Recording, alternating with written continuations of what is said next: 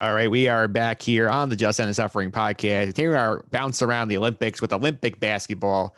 Joined today, talk some Olympic hoops. My good buddy Nick Fraietta is here. Nick, how are you? Doing well. Excited. I'm one of the few. I love Olympic basketball. Yeah, I know you're a big NBA guy as well, so it's nice to have go right from these finals, which have been up and down to Olympic basketball. Yeah, I mean, at the time of recording, we're looking at the night of Game 4. I think we're going to end up with a tied series. So all in all, it's actually a good series. It's just not a lot of interest.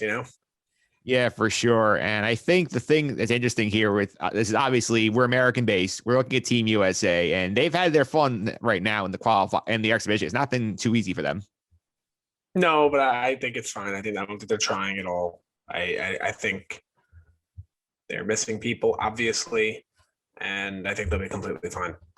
Yeah, for people who aren't aware when we're recording in this, they played 3 exhibition games. They lost to Nigeria, which was a shock because the last time they played Nigeria internationally, they won by about 60 points. They lost to Australia and they bounced back and they beat Argentina about 25. So see that the ship's righted here at the same time. But do you put any stock in these losses? You think there's more guys just not having the switch turned all the way? Yeah, I don't have any. I don't think it matters at all. Yeah. I really don't. Like when Kevin Durant is your highest leading scorer at 17 points in the first game, like it's not a matter of we're not good enough to win the gold here. I mean, come on. Yeah. I think the thing that's interesting to me is more like I want to see this group play with more intensity on the defensive end. I think that was the issue against Nigeria, especially because they get up at 16 threes. Again, good shooting night from Nigeria, but like US is more capable defender. Like, granted, a couple of them are not there yet, but still. I don't think they're going to see much defense out of them at all. I mean, except for these big games against some of the bigger teams that we'll get into, but I don't think you're going to see much defense from them. I think they're going to just cruise and win the games and hopefully be up by double digits and they don't have to play defense. Yeah, I think it's also interesting that we had like these 2 losses and we had the change in coach finally because Mike Krzyzewski did the last 2 Olympics. Now Greg Popovich is doing it, and it'll show you that the level of dominance that Coach K can achieve with this team is not easy to do. It's not, and it's going to be, well, it is weird already, but it's really going to be weird when this thing officially starts with no Coach K and that going forward with Duke too. It's just, that's crazy. I mean, as long as we've been alive, Coach K, Yeah. And that's to me, he looks like he's an older guy. You don't look it though. He looks a lot younger than he is. Yeah, he absolutely does. And looking at this USA roster a minute, when you saw the mix here, when I saw the final 12 list of 12 guys, I'm like, this doesn't feel as good as some of these other teams we've had in recent years, whether it's 2012, the Redeem team, 16, when you had Durant and Carmelo be the leaders here. I mean, I know there's a lot of good NBA players on it. We're never not going to have a good team of 12. I feel like it's sort of like the B+ squad we're rolling out, as opposed to something like the A+ they roll out in recent years. Yeah, this is a good team. It's not fantastic, but they have a good team, and they have some of the young stars in this league, like Tatum and Booker. Like those guys are, just as good as anyone, really. And it's exciting that they're on the team. And I guess now you have, Durant as your veteran leader. And I mean, personally. Yeah, and that roster has also been exposed because, again, you don't have the 3 guys in the finals because you have Devin Booker, Chris Middleton, and Drew Holiday all playing in the finals. And they're going to be coming over pretty much as soon as the series is over. So might not see much of them early in the qualifying round. So it'll be interesting to see what the trend is like for them, basically coming right off the finals, right into the Olympics. I think it's going to help them a lot. I think a lot of this is rhythm based, and these guys are going to be right on it. I mean, if it goes to 7 and it's a hard fought series, and that might be something, or maybe they're a little tired, but they get enough rest. Like, honestly, between how long Phoenix had to wait before they got their finals game, like, they're rested. Like, it's not a matter of these guys are going to be fatigued. As long as they win, whoever wins the series in 6 games or 5 games, whatever it is, even if it's 7, honestly, they'll be fine, and they're going to make a huge impact. Yeah, I think they are. I'm excited to see here what's going on with this team. And I think the star power thing is an interesting question because you still have Durant, you have Damian Lillard, Bradley Beal, Draymond Green's on this team. There's a lot of big names, but like the biggest ones are not there. So it'll be fascinating to see how this group sort of like captures the hearts of the Americans. Yeah, I would have made a small change to this roster where I would have added one more. I mean, it's really up to the players, obviously. Like, if LeBron James wanted to play, he'd be here. But I think it's a huge mistake not having Chris Paul on the roster. But again, that's his decision, probably. I don't know exactly why he's not there. Probably his decision, but we've seen it firsthand this season. Devin Booker's a completely different player because Chris Paul's there. Yeah, at the same time, though, Chris Paul is getting up there in age. He's been away from his family for a while. Because remember, his family's based in LA. He's in Phoenix now. He's playing the final. Like, I'm sure it's his decision. Yeah. Especially now in the situation where they're going out of season, the pandemic, where you can't even bring anybody with you. You're just basically going there by yourself, and you can't even have like the typical Olympic experience that you normally would.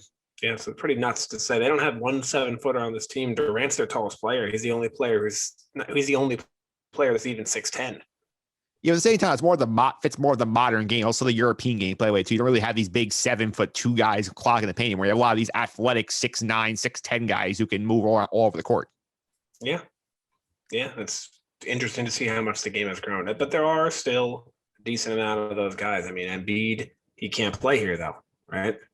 Yeah, he can't play here. Nikola Jokic is not an American citizen, so he's not playing on. These bigger guys are not around here. I'm sure if we sit here for a while, we could think of someone who could have been a 7-footer on this team, but I'm not going to sit here all day. No, and I think the thing that's interesting to me is like looking around here. I mean, seeing clearly for the losses with Nigeria and Australia that the level of play around the world has definitely gotten better. And this is something that the U.S. always has to deal with, the fact that these other countries have these national teams. They're playing together for years. They all know each other and all their entities. Where we just grab a bunch of stars, throw them in a training camp for 3 weeks, say, hey, you're a team now, go win the gold. So I think it's interesting to see how much that gap has shrunk. It has a lot of it. And you're seeing a lot more European firepower in the NBA. You've seen it for a while. You've seen a ton of good European players in the NBA, but now I think, in my personal opinion, you have one of the best players in the league is a European player now with Luka. And that's it's interesting to see. You saw it with Dirk, but when Dirk played, there were so many good players. When Dirk was in his prime, you still had Kobe there. LeBron was pretty much as good as he is now. You had D Wade and Shaq and Garnett. There were so many good players. Now, I don't think it's crazy to say Luka Doncic is a top 4 player in the NBA. No, it's definitely not crazy. And speaking of Luka, he's going to be there. So, like, what are some of these teams that you think could give the U.S. issues? I think 2 teams you got to look out for are Spain and France. France always poses a threat. They always do. They have a lot of good NBA players, not like fantastic ones like Nick Batum and Rudy Gobert. Like there's a bunch of good players on that team. And then Spain's kind of like what you said, how like you said the USA team, it's a bunch of stars, throw them in training camp, you're a team now. Spain has the same thing, except it's the same guys all the time. It's the Gasol brothers. It's Ricky Rubio. These guys have been together for like 12 years now. Yeah, absolutely. And that's just something that's definitely scary. And France and the U.S. is real. I mean, they play the first game, I think, on July 25th. So that's going to be interesting to start to test the U.S. right away. Yeah, I like the Spain team a lot because of I don't know. I mean, we've seen it I want to say because of the Gasol brothers, but we've seen we saw Mark, Powell's been out of the league for a little while now, and Marc Gasol was on the Lakers last season, and he was a bench player. So maybe they're not as talented as they were, but they've been playing together for a long time, and that could help, especially against guys like Devin Booker or let's say Drew Holiday, who's going to be handling the ball a lot of the time. He's been playing up until probably this weekend at the least with all these guys. And now all of a sudden he's with new guys. It's kind of, that's one thing for the point guard, at least, where like his game is going to change a lot. Like what Bam does down in the post is really not going to change. But what Drew Holiday is going to do is going to change. You know what I mean? Yeah, I know what you mean. I was looking at the roster for France right now. As you mentioned, a lot of Rudy Gobert is the big draw, but you have like Nicholas Batum, Frank Ntilikina for Knicks fans, Luau Cabarro. There's a lot of NBA experienced guys in that roster. You know who I'm curious as to where he is? Where's Boris Diaw? He might age out. Yeah, he probably did. He's 39 years old now, but I remember Boris Diaw was the staple on that France team. Always. Yeah, I'm going down to the Spain roster right now. You mentioned here, you got some interesting, I see Marc Gasol, Nikola Mirotic, Ricky Rubio, Sergio Rodriguez, Serge Ibaka's on that team, Willie Hernan Gomez. They have a lot of NBA experience. Is Pau not on that team? I read that he was. I think he is like a reserve on that team. Okay. Yeah, I mean, he's got to be, I don't know. He's got to be in his mid-40s by now, I'd say.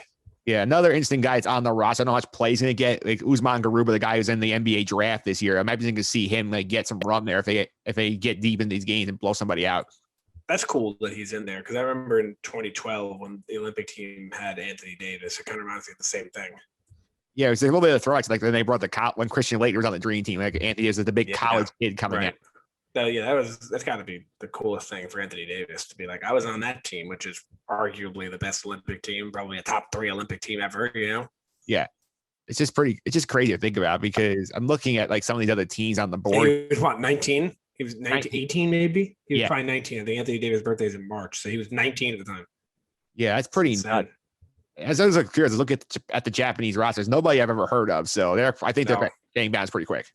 And then you have to look out for Luka. Yeah, he can run a team by himself. Yeah. That Luka should get out of that group. Has a chance to get out of that group if he can beat Argentina there, because I think Spain's probably winning that group. Yeah, and Luka was announced today as the cover of NBA 2K22. Yeah, him and I believe Candace Parker, the first woman to be on the cover of an NBA video game. Yeah, I'm a little confused on that. I don't understand why they have like 6 covers for the game. I thought you just had one, but I guess there's different versions. I don't really know. I know one's a GameStop exclusive. They're just trying more ways to market the game. I'm assuming that hers is the GameStop exclusive. I believe so, yes. Because he's the main cover, and then there's the Legends edition with Kareem and Dirk and Durant. Yeah, that's interesting. They've been a lot of cover athletes, like Madden and MLB. It seems like an NHL or whatever. They just usually have a guy, and that's it. Yeah, it's a little weird. There's so many. It is a little weird. Let's go ahead. Let's make some medal picks. Do you think the U.S. wins the gold? I do. Yeah, I do too. I think it's gonna be tougher than usual. I think they get there. I'm gonna go on a limb here. I'm gonna make a bold prediction that the U.S. will win the gold and they will cover every single spread. Yeah, which that one's bold because a lot of people are not going to take that right now if they cover every spread. Yeah, I don't know. I think they're completely fine. I think they're toying around and getting used to things, and they'll be completely fine. Yeah, who would your other medalists be then? Would you go with the Spain-France duo, some combination? Yeah, I would. I wouldn't. It wouldn't shock me at all if Luka stuck his way in there. I don't even refer to them as the country because it's just Luka. Yeah, the one I think could be a sleeper, and we just saw them play the U.S. in the exhibition. I think Australia, even without Ben Simmons, who skipped out on the Olympics here, they have a lot of talented players. They have Dellavedova down there, Dante Exum, Joe Green, Josh Green, Joe Ingles. They got bodies. They do. I think their leader is Patty Mills, but yeah, they play well together. Funny how you said, Ben Simmons, and I feel like they got a lot better because of that. Yeah, that's been the joke recently with him. Is I don't know what's going on with him. I'm interested to see where he plays next year.